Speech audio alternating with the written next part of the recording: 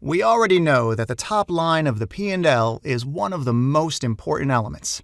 The amount of sales a company makes is a measure of how large its business is, and how the business performed in comparison to previous periods. Did the business grow?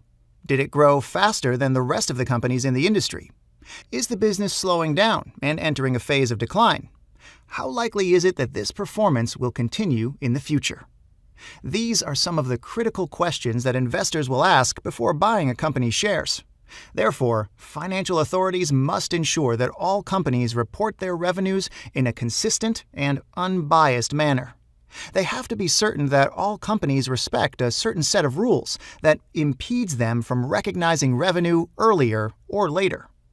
One could rightly ask, hey, but why would a company want to recognize its revenues earlier rather than later?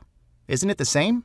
At the end of the day, this is the money that is going in its bank account, so what difference does it make if we record the revenue in December 2016 or in January 2017?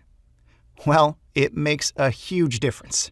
If we record the revenues in December 2016, this will boost the company's revenues for the current year. By doing that, we automatically improve the comparison with last year. The firm's business will appear to be in much better shape. This is why the company's management could be tempted to recognize revenues earlier rather than later.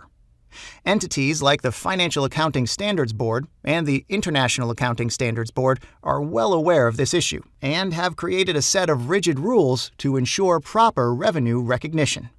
According to the FASB, revenue is recognized in the income statement when it is realized or realizable and earned. In order to clarify this definition, the Securities and Exchange Commission in the U.S. provides the following guidelines. Revenue should be recognized when there is evidence of an arrangement between the buyer and the seller, the product has been delivered or the service has been rendered, the price is determined or is determinable, the seller is reasonably sure of collecting money.